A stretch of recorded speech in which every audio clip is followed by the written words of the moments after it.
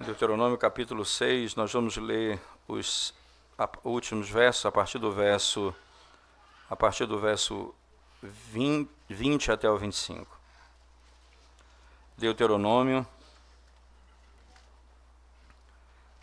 capítulo 6, nós leremos do verso 20 até o verso 25. Diz assim a palavra de Deus: Quando teu filho no futuro te perguntar, dizendo: que significam os testemunhos e estatutos e juízos que o Senhor nosso Deus vos ordenou? Então dirás a teu filho: éramos servos de Faraó no Egito, porém o Senhor de lá nos tirou com poderosa mão. Aos nossos olhos fez o Senhor sinais e maravilhas, grandes e terríveis, contra o Egito, contra Faraó e toda a sua casa. E dali nos tirou, para nos levar e nos dar a terra que sob juramento prometeu a nossos pais. O Senhor nos ordenou cumpríssemos todos estes estatutos e temêssemos o Senhor nosso Deus para o nosso perpétuo bem, para nos guardar em vida, como tem feito até hoje. Será por nós justiça quando tivermos cuidado de cumprir todos estes mandamentos perante o Senhor, nosso Deus, como nos tem ordenado. Amém. Vamos à presença de Deus mais uma vez, irmãos, em oração. Senhor, quando abrimos a Tua palavra nessa manhã, para ouvirmos a Tua voz, nós clamamos: desvenda os nossos olhos, desvenda o nosso entendimento, para que a glória do Evangelho de Cristo se manifeste ao Teu povo. Fala ao nosso coração em particular, derrama a Tua graça e o Teu conforto e a Tua salvação. Em nome de Jesus nós oramos. Amém. Qual seria a razão ou a explicação que você daria ao seu filho para que ele pudesse fazer aquilo que Deus ordenou na sua palavra? Se ele perguntar para você: por que nós devemos guardar o dia do Senhor? Por que, pai, nós não podemos ir a um jogo de futebol? Por que nós não podemos assistir? Por que nós não podemos fazer isso ou aquilo? Por que nesse dia, pai, é tão diferente e nós ficamos praticamente o dia na igreja? Por que isso? Por que devemos fazer isso? Por que essa lei? Por que esse estatuto? Por que essa norma? Por que esse princípio? Se ele dissesse: pai, por que eu não posso fazer um culto a Deus por meio de imagens e idolatria? Por que eu não posso fazer? Por que os meus colegas das igrejas, eles praticam isso? Por que nós não fazemos, pai? Qual a razão por que nós não fazemos isso?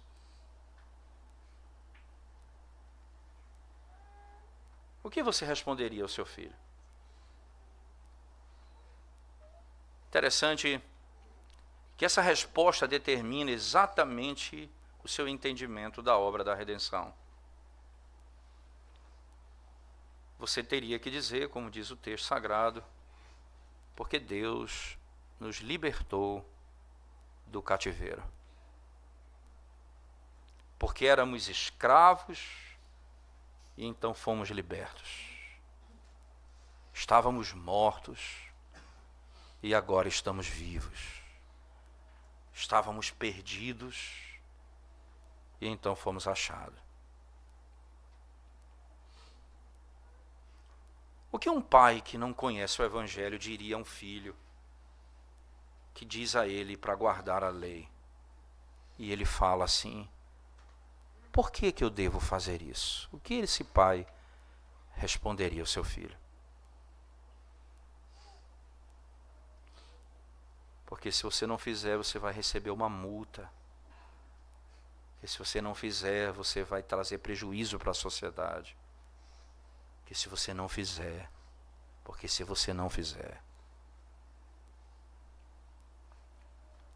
o crente dirá, porque nós somos libertos da escravidão. Porque a graça da redenção nos alcançou. Interessante o texto, ele diz isso, quando teu filho no futuro te perguntar, dizendo, que significam os testemunhos e estatutos e juízos que o Senhor nosso Deus vos ordenou? Então dirás ao teu filho, éramos servos de Faraó. Dirás ao teu filho, éramos escravos no Egito, porém o Senhor de lá nos tirou com poderosa mão. Aos nossos olhos fez o Senhor sinais e maravilhas, grandes e terríveis contra o Egito, contra Faraó e toda a sua casa, e dali nos tirou para nos levar e nos dar a terra que sob juramento prometeu a nossos pais. Uma única razão. E aqui preste atenção a um aspecto importante, irmãos, quando começamos a ler esse texto, a perspectiva da razão pela qual nós amamos a lei de Deus. Se há outra motivação para fazer e obedecer a Deus, não está ligado à salvação. Porque lembrem-se que Deus disse isso logo, especificamente, quando ele liberta Israel do cativeiro, e em Êxodo capítulo 20, e depois de Deuteronômio capítulo 5, que nós acabamos de estudar, ele começa dizendo, eu sou o Senhor teu Deus, que te tirei da terra do Egito, da casa da servidão, por isso não terás outro Deus diante de mim. Perceba, a razão pela qual você deve obedecer os mandamentos é porque eu sou o Deus que te libertou das mãos do Egito, das mãos de Faraó. Agora, os teus filhos vão te perguntar, e aí vem um elemento importante que eu preciso falar aos pais diretamente. Os teus filhos vão te perguntar quando perceberem você guardando os estatutos e os mandamentos. Se nós não guardamos o dia do Senhor, seus filhos não vão lhe perguntar por quê. Se nós não vamos à casa de Deus e não zelamos pelo culto ao Senhor, os nossos filhos não vão nos perguntar por quê.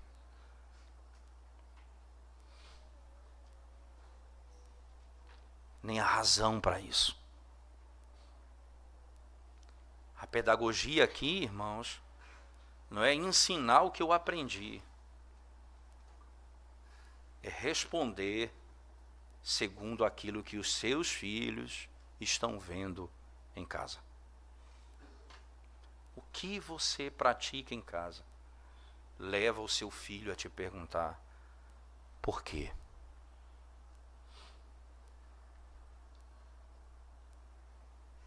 Por que isso?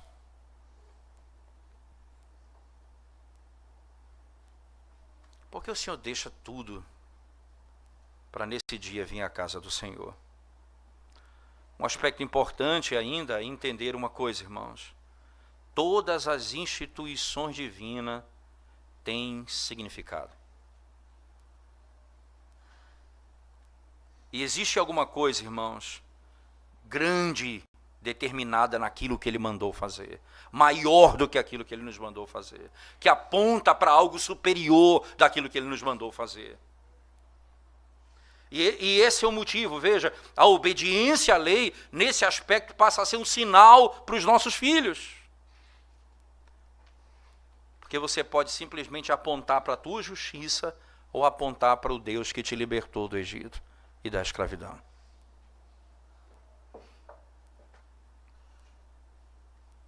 Então, primeira coisa fundamental aqui para os pais, veja só, é conhecer e entender o significado das instituições. Eu preciso saber por que pratico tais coisas. Por que eu faço isso? E a resposta precisa ser provada por mim. Porque eu fui liberto da escravidão. E é muito bom que os filhos perguntem e queiram saber o significado das observâncias religiosas, irmãos, para que eles possam ser treinados a viver dessa maneira. É importante que os pais ensinem os seus filhos, porque naturalmente o que Moisés está dizendo aqui, entenda, eles vão ver você praticar e eles podem entender isso de maneira errada, e você precisa explicar a lei de acordo com o evangelho, não de acordo com a própria lei em si. Se você não explica a lei de acordo com o evangelho, você transtornará os seus filhos em fariseus, em homens que amam a regra, mas não conhecem nada da graça.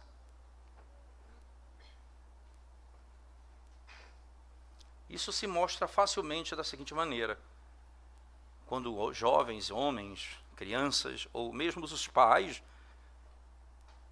eles são ferozes em julgar o pecado dos outros e misericordiosos com seus próprios pecados. Eles não perdoam o erro de ninguém, mas os seus próprios pecados são tratados com tanta leveza.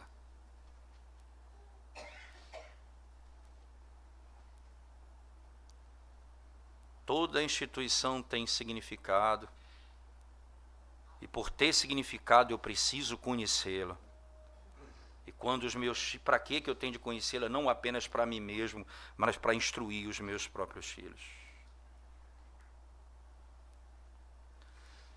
Mas o Senhor não apenas diz que os seus filhos vão lhe perguntar. E aí quando diz que os seus filhos vão lhe perguntar, é porque os seus filhos precisam saber. Seus filhos não viram o que você viu.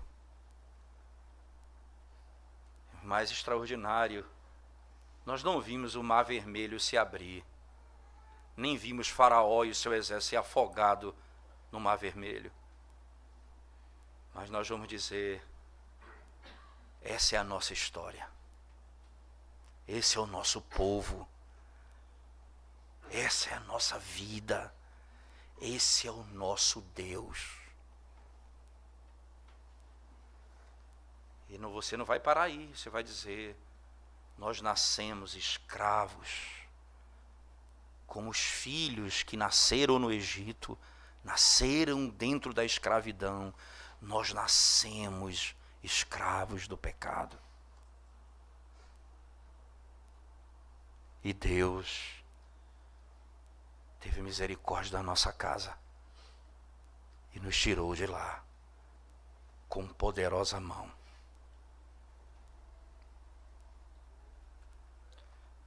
Os filhos precisam ser instruídos, mas preste atenção em uma coisa. Deus coloca a resposta inteira na boca dos pais.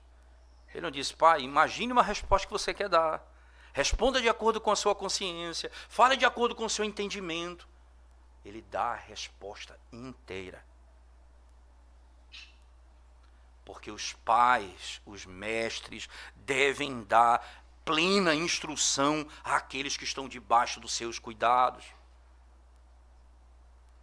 Porque Deus coloca a resposta na boca do mestre para que ele diga aos seus filhos o significado da lei.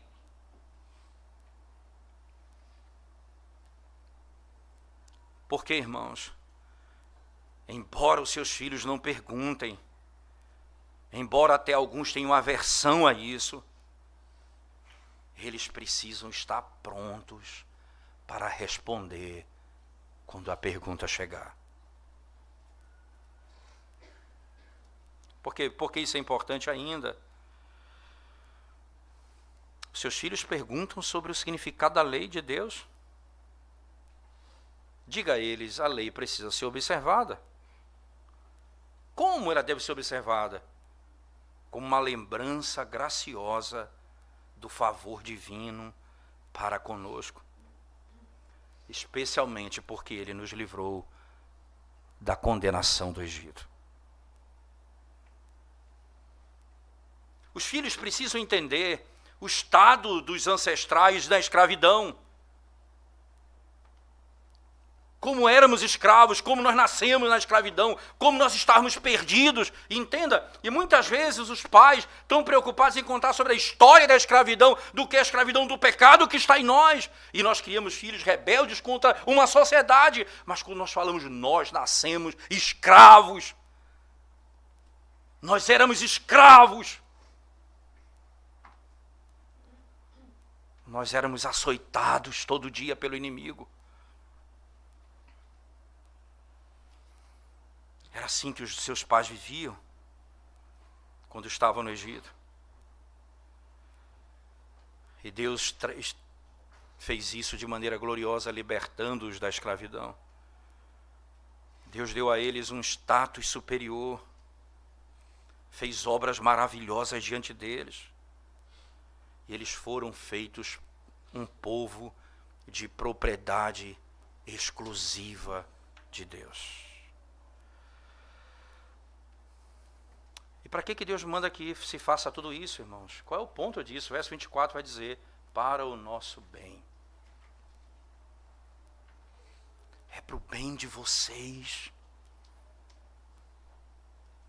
Guardar a lei sem o significado dela não produzirá o bem daqueles que guardam a lei, sabendo o significado delas.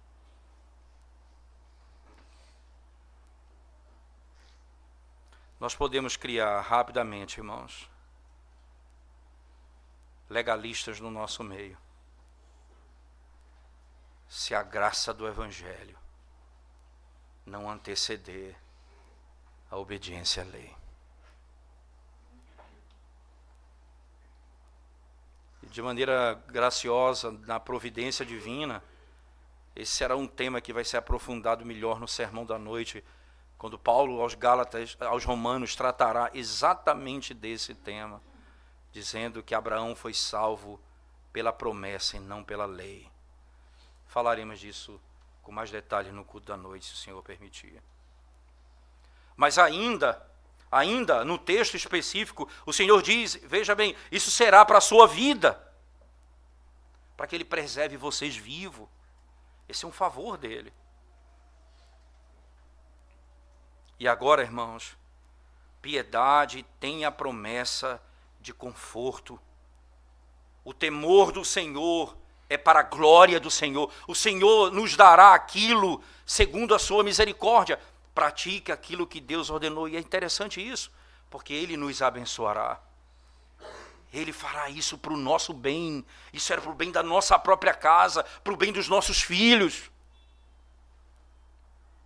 Não apenas ensine o seu filho a guardar a lei de Deus, mas ensine o seu filho a guardar a lei de Deus, porque nós éramos escravos e fomos libertos pelo Senhor. Interessante que, se você for para o finalzinho do texto, que nos chama bem a atenção nisso, não é? Você vai ver que nos dois últimos versos do texto que nós estamos lendo, diz assim, e dali nos tirou para nos levar e nos dar, verso 23, a terra que sob o juramento prometeu aos nossos pais. O Senhor nos ordenou, cumpríssemos todos esses estatutos e temêssemos o Senhor, nosso Deus. Veja, Ele nos ordenou que cumpríssemos os estatutos e temêssemos a Ele, para o nosso perpétuo bem, para nos guardar em vida, como tem feito até hoje. Será por nós justiça, quando tivermos cuidado de cumprir todos estes mandamentos. Será justiça. Preste atenção no que significa, irmãos, por favor. Porque se parece que há uma contradição de termos, se a razão pela qual nós devemos obedecer é porque nós fomos libertos, como é que a minha obediência vai ser justiça? Lembre-se que o fruto do nosso trabalho precisa ser justiça. A base do nosso trabalho também é a justiça. Por que nós fomos libertos do Egito? Não porque porque nós éramos justos, nós éramos escravos, estávamos mortos. Então não tenha dúvida que aquilo que nada nós fizemos para merecer aquilo, foi a graça infinita de Deus. Então como é que o cumprimento da lei vai ser justiça? É o fruto da justiça, não a razão ou fundamento da minha própria salvação. Por que é importante isso, irmãos? Porque isso nos ensina a nossa obediência sincera será aceita por meio do mediador que Deus designou a nós. Assim como a Bíblia diz lá de Noé, ele achou graça diante de Deus. Interessante que o texto vai dizer lá em Noé, no texto de Gênesis, no capítulo 5 e 6, que trata especificamente sobre esse tema, o texto vai dizer que Noé era um homem íntegro na sua terra. Mas antes desse verso, imediatamente anterior a esse verso, está dito assim: Noé achou graça diante de Deus. Noé só fez aquilo que era para ser feito, porque a graça do Senhor estava sobre ele.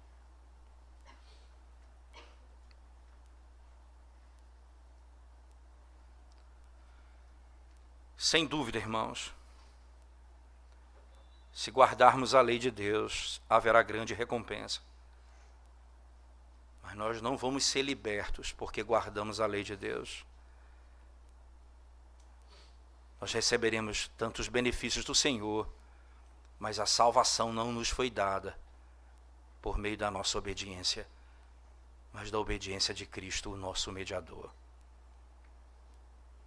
É por isso que você ensinará ao seu filho como a lei se coloca na vida do crente.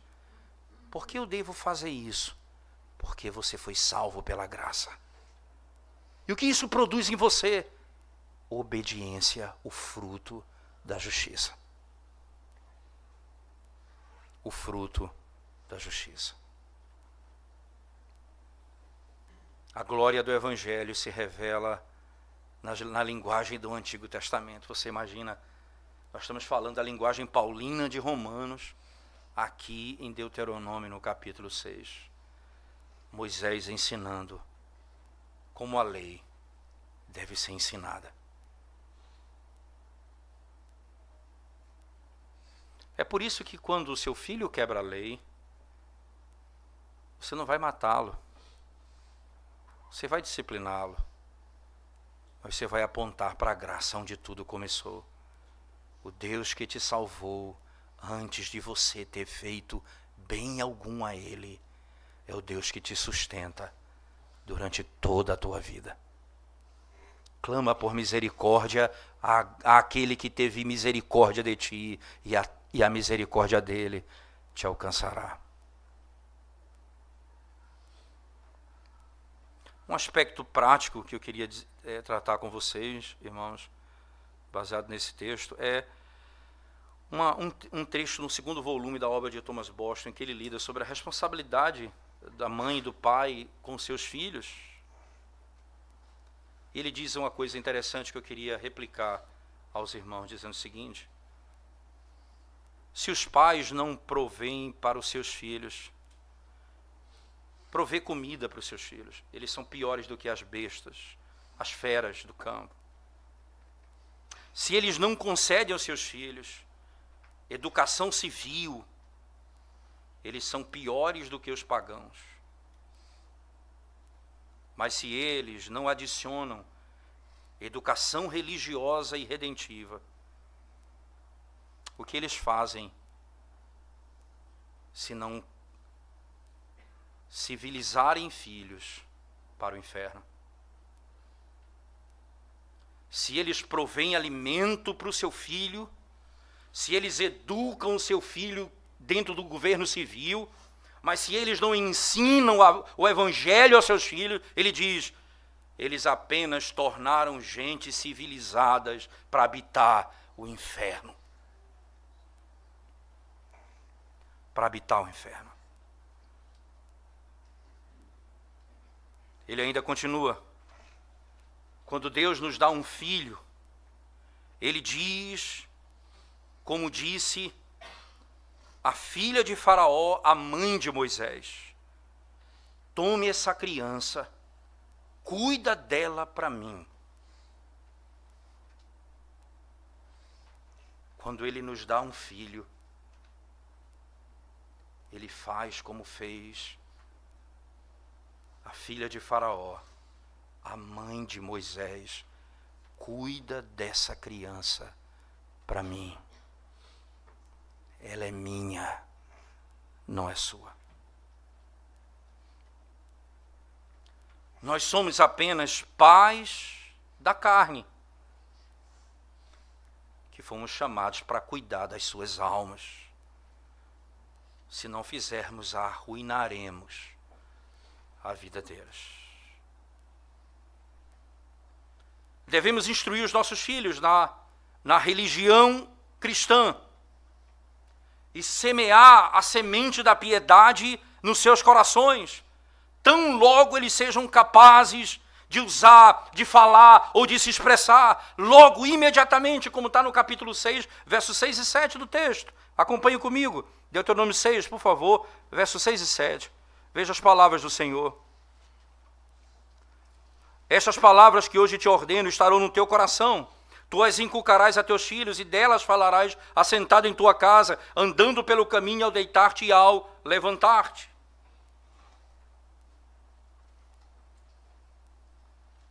Educá-los na religião do Senhor é um meio de graça bendito que Deus nos deu. Isso não apenas é obrigação da mãe, é obrigação do pai, é obrigação e principalmente daquele que é o cabeça do lar. Quando os filhos são jovens, irmãos, quando você ainda tem que pegá-los pelas mãos, você precisa aprender a derramar a vida no coração deles, dia após dia. Precisamos ensinar aos nossos filhos o que é prioridade desde cedo. Veja só como é importante isso, irmãos. Primeiro livro dos Reis, capítulo 18. Abra sua Bíblia comigo, por favor. Primeiro livro dos Reis, capítulo 18. Verso 12.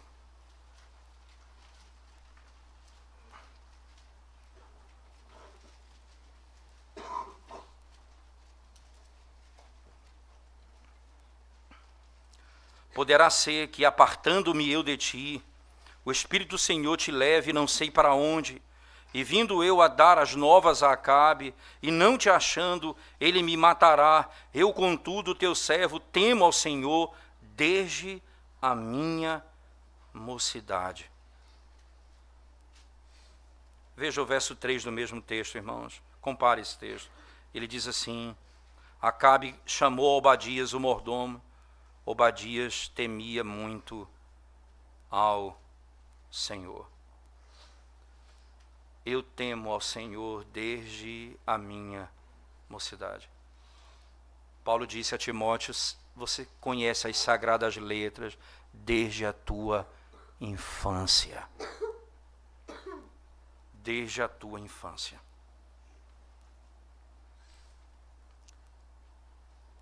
Deveríamos trabalhar para esse fim.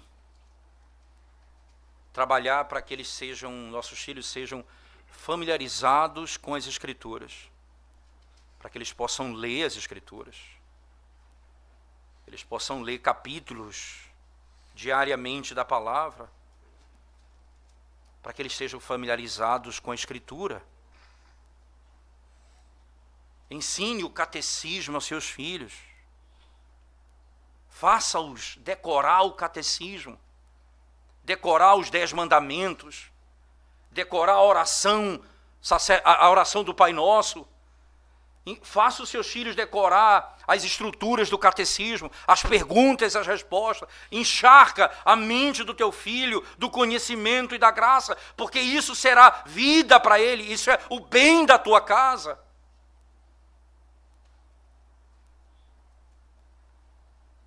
Então, quando você estiver ensinando e instruindo, quando ele fizer pergunta acerca dessas coisas, não desencoraje o seu filho, mas responda às questões. embora elas sejam feitas de maneira tão fracas, as crianças, elas naturalmente têm a tendência de interpretar erradamente as coisas de Deus. Mas se eles forem encorajados a falar, a se expressar, a perguntar, nós poderemos tratar o coração deles. Se o teu filho te perguntar, trabalhe para deter o pecado nos seus corações. Essa foi a negligência de Eli. Abra sua Bíblia comigo e veja a consequência quando não fazemos o que Deus nos manda fazer. Primeiro livro de Samuel, capítulo 3, verso 13. Porque já lhe disse que julgarei a sua casa para sempre pela iniquidade. 1 Samuel 3,13. 1 Samuel 3,13. Porque já lhe disse que julgarei a sua casa para sempre pela iniquidade que ele bem conhecia, porque seus filhos se fizeram execráveis e ele os não repreendeu. A tua casa pagará por isso, porque o teu filho não foi repreendido.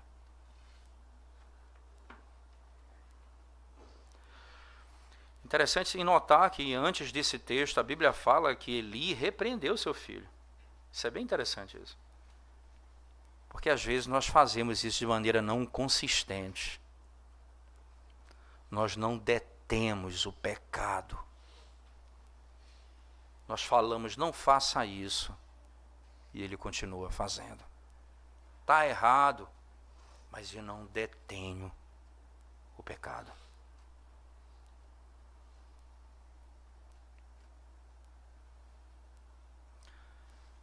Esforce-se, irmão, para possuir o coração dos seus filhos, a fim de que eles temam pecar contra Deus.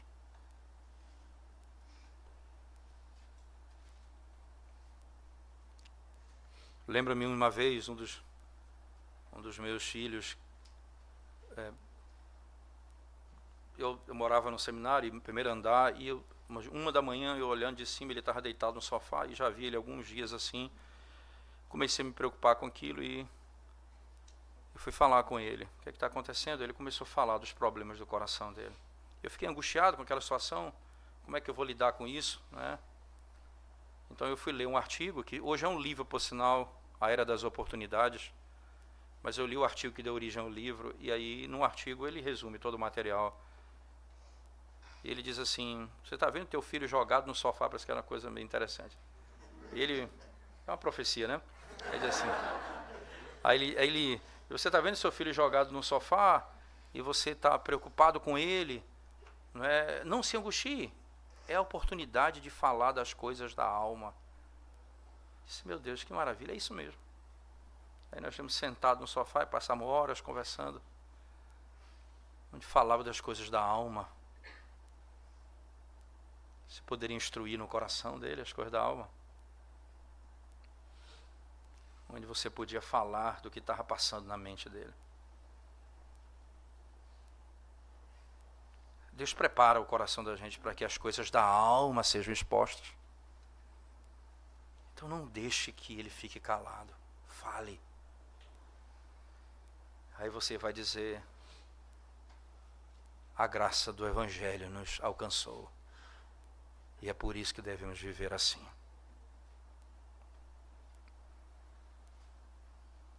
Faça o seu filho parar de mentir,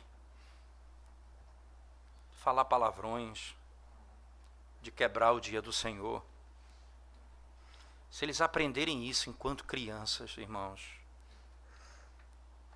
eles vão acompanhar, essas verdades vão acompanhá-los até quando seus cabelos estiverem brancos.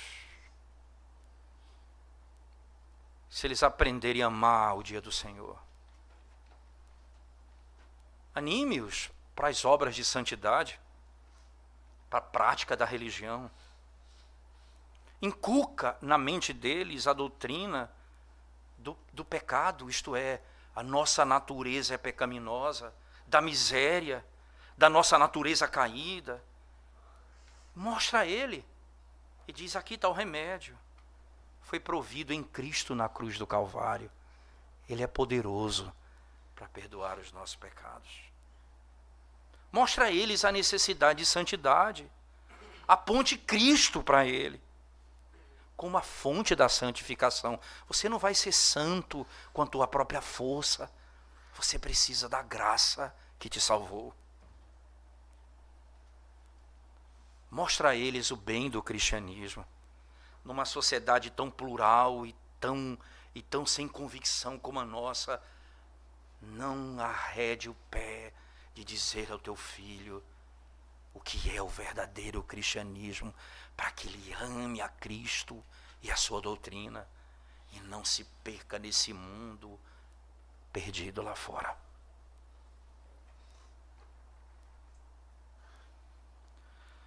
Em Provérbios, no capítulo 4, verso 4, por favor. Provérbios 4, verso 4 diz assim: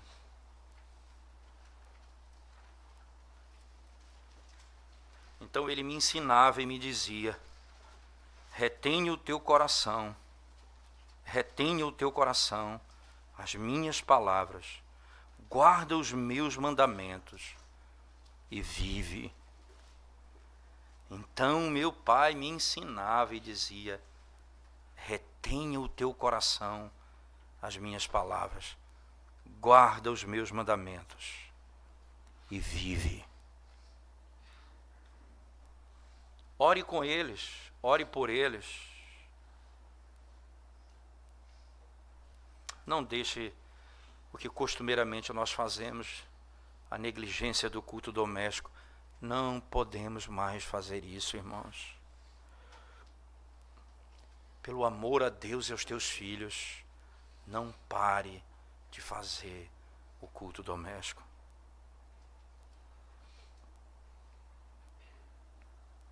Lembro-me lembro das palavras de um dos homens que faleceu recentemente, grandes teólogos da nossa geração, Russell Shedd. Lembra-me que um dia ele disse: a imagem que eu tenho da minha infância é meu pai e minha mãe de joelhos pela manhã, orando ao Senhor.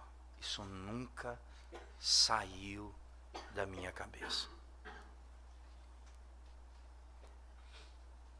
Um filho que nunca viu o pai de joelhos diante de Deus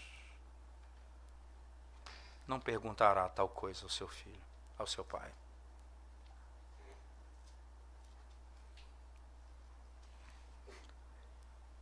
Thomas Boston diz assim: não se espante que as crianças que não buscam a Deus nunca viram os seus pais de joelho diante de Deus.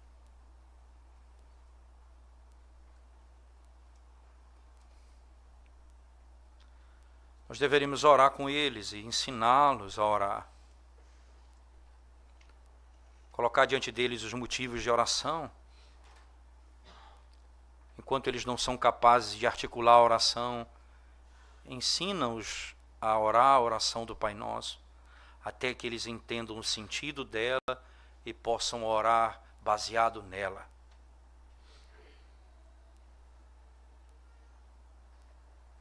Preste atenção nisso, irmão. Corrija os seus filhos. Instrua os seus filhos. Nutra os seus filhos.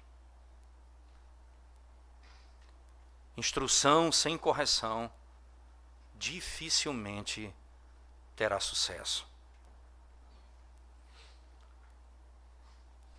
Correção sem instrução, instrução sem correção, dificilmente terá sucesso. Eles não apenas têm de ser corrigidos, mas reprovados, se possível até com vara. Comece cedo a discipliná-los com vara, para que o mais rápido possível você deixe de usar a vara.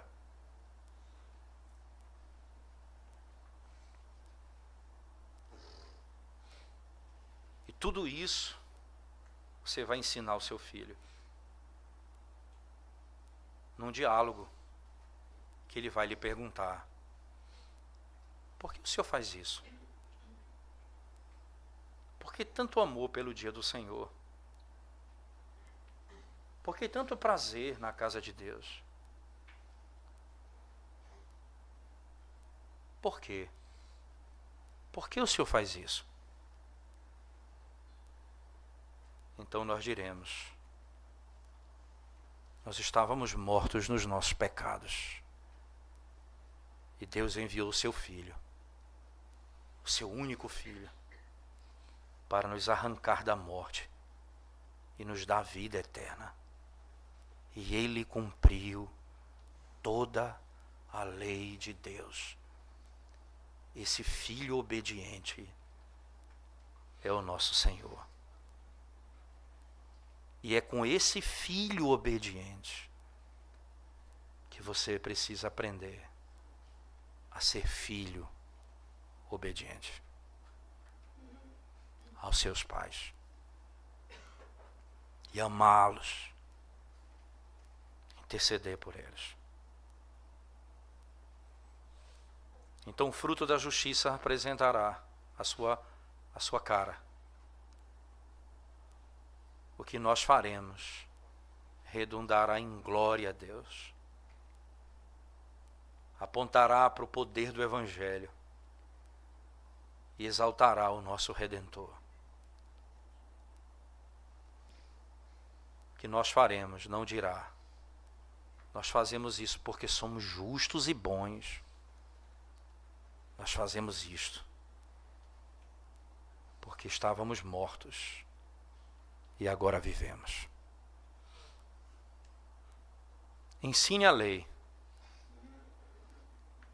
Encharque com o Evangelho da graça, para que os seus filhos aprendam desde cedo a fazer o que Deus manda e dar glória ao Cristo que nos libertou da escravidão do pecado.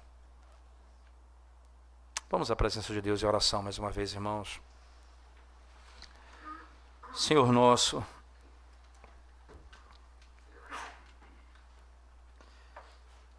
é maravilhoso ver que a Tua palavra, de maneira tão gloriosa, ela se revela num pacto.